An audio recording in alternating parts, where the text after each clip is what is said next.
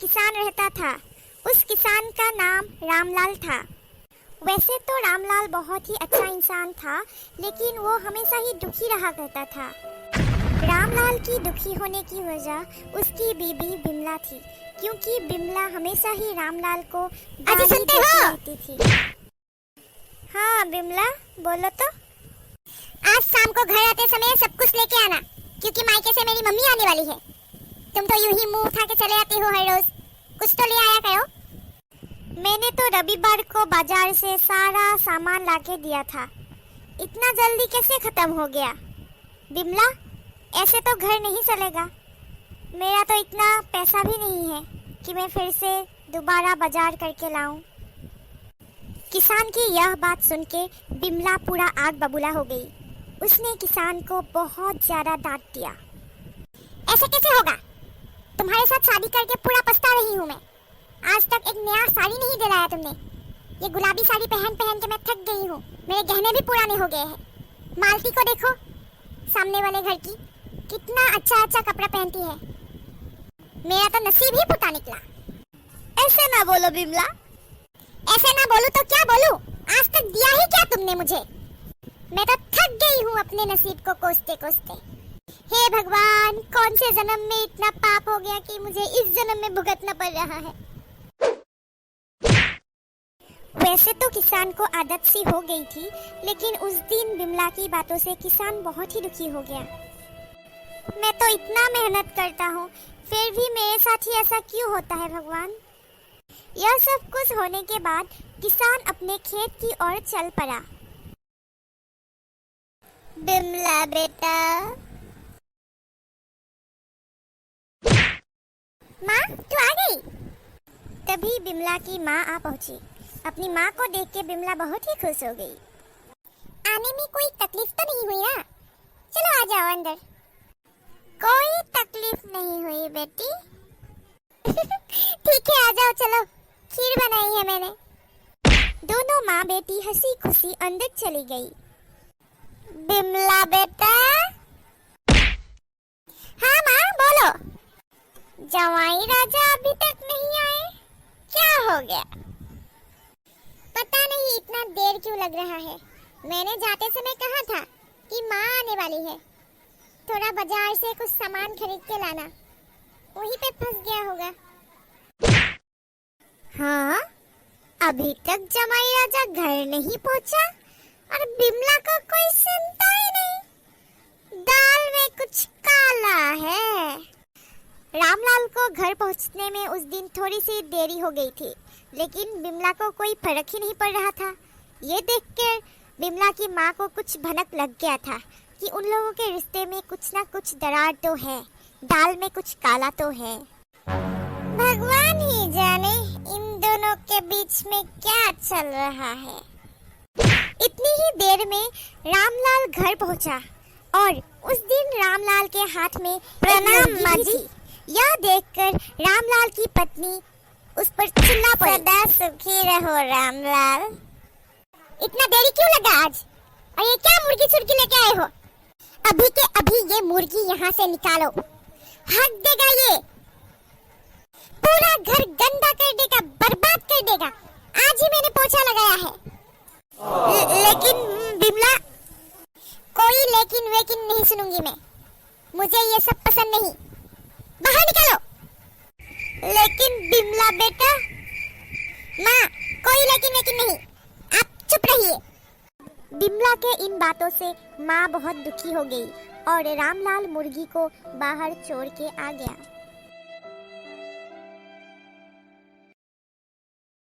बिमला बेटा, ये तूने अच्छा नहीं किया। ऐसे कोई बात करता है भला? तो कैसे बात करूं? मैंने पाया है क्या आज तक? दुख के सिवा, गरीबी के सिवा। मुर्गी लाने के बजाय मेरे लिए कुछ फाउंडेशन क्रीम ही ले आ सकता था। अपनी बेटी के मुंह से ये सब सुनकर मम्मी जी के तो होश ही उड़ गए। अगली सुबह बाहर का नजारा देखते हुए बिमला के तो होश उड़ गए।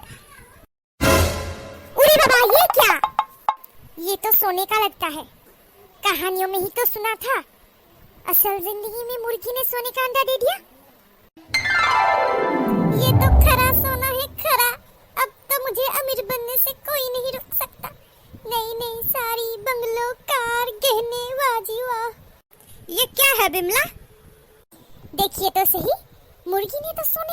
दे दिया। किसी को बोलना मत, इसको बेच के ना बहुत सारा पैसा मिलेगा, हम तो अमीर बन जाएंगे।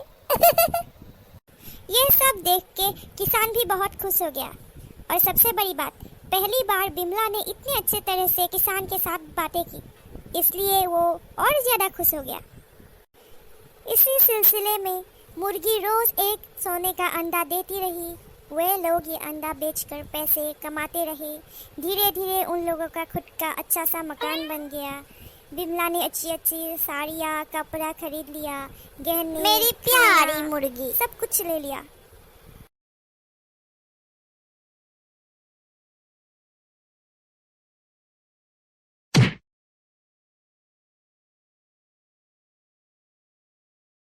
जल्दी उठा लो। क्या बिमला, तुम भी ना? उठा ही तो रहा हूँ, सब कुछ तो आ गया है, और क्या चाहिए तुम्हें? अगर ये मुर्गी एक साथ 10-20 अंडे दे देती तो कितना अच्छा होता ना, हम तो और अमीर बन जाते। बिमला की ये सब बात सुनकर किसान को पता चल गया कि उसकी बीबी कभी सुधरने वाली नहीं। वो इतनी लालची थी, इतना सब कुछ पाने के बाद भी और बहुत कुछ उसे चाहिए था। देखो बिमला, ये अच्छी बात नहीं है, इतनी लालच अच्छी नहीं है। इतना सब कुछ मिल गया फिर भी तुम्हें खुशी नहीं, क्या करोगे इन पैसों का? हाँ? यह कहकर किसान गुस्से में घर से चला गया। पहली बार रामलाल ने बिमला को गाली दी। यह बात बिमला को हजम नहीं हुई, उसे बहुत ज्यादा गुस्सा आया। वो सोचने लगी, क्या करूं, क्या करूं, क्या करूं? एक काम करती हूँ, ये मुर्गी तो रोज एक एक ही अंडा देती है, क्यों ना इसे काट कर सारे अंडे एक साथ निकाल लिया जाए। तब तो सब कुछ मैं पा सकती हूँ जो जो मुझे चाहिए। इससे भी बड़ा घर, इससे भी ज्यादा कपड़े, खाना, गाड़ी और बहुत कुछ। इस तरह किसान की बीबी बिमला ने इस भयानक कांड को अंजाम दे दिया। लेकिन लालच बुरी बला, ये तो हम सबको पता है, लेकिन बिमला ने इसको समझने में देरी कर दी। तो देखिए क्या होता है। मैंने सोचा था बहुत सारा सोने का अंडा निकलेगा, यहाँ तो एक भी नहीं निकला। अपने लालच की भूख को मिटाने के लिए बिमला ने मुर्गी को मार डाला, लेकिन अफसोस एक भी सोने का अंडा नहीं निकला। हाँ? ये तुमने क्या कर डाला बिमला? तुमने मेरी मुर्गी को मार डाला। सोने के अंडे के लिए तुमने मेरी मुर्गी को मार डाला। ऐसा कैसे कर दिया तुमने बिमला? मैंने तो सपने में भी नहीं सोचा था तुम ऐसी निकलोगी। मैं कदापि तुम्हारे साथ नहीं रहूंगा, जंगल पे जाके रहूंगा, फिर भी नहीं रहूंगा। जा रहा हूँ मैं। नहीं, ऐसा मत करो। इसी तरह बिमला के लालच के कारण उसकी पूरी जिंदगी बर्बाद हो गई। पहले तो कुछ भी नहीं था जिंदगी में, गरीब थी तब भी वो सुखी नहीं बन पाई। उसके बाद सब कुछ मिला तब भी वो सुखी नहीं बन पाई। अंत में उसका पति भी उसे छोड़कर चला गया। वो अकेले ही जीवन बिताने लगी। एक दिन ऐसा भी आया कि जमा किए हुए सारे धन खत्म हो गए और धीरे धीरे बिमला को एहसास हुआ लालच कितनी बड़ी भूल थी उसकी ज़िंदगी में। तो दोस्तों, आप लोगों को ये कहानी कैसी लगी? अगर अच्छी लगी तो एक लाइक ज़रूर कीजिएगा, और अगर बहुत अच्छी लगी तो हमारे चैनल को सब्सक्राइब करना मत भूलिएगा। और एक बार फिर हम मिलेंगे और एक नई कहानी के साथ। तब तक के लिए बाय बाय।